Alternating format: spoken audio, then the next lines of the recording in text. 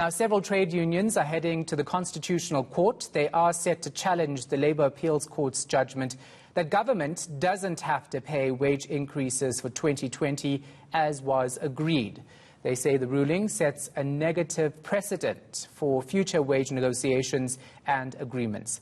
Govan Whittles is following this story for us. He joins us now live. So, Govan, let's start with why COSATU is going to the Constitutional Court.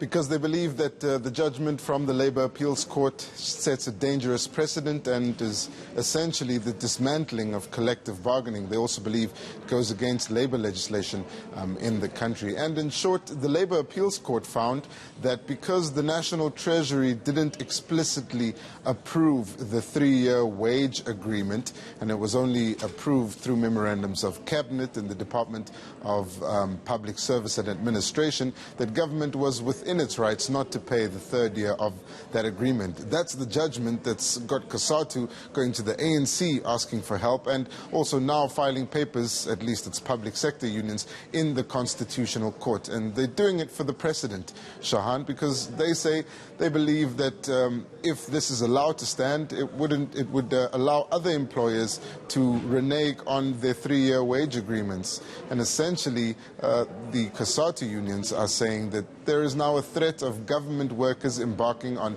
unprotected industrial action because they believe that their agreements with the state won't be honoured, and there is a sense of distrust between workers and their employers, at least in the public sector. So it's a judgment with many implications, and it's one that COSATU's public sector unions say they can't allow to stand.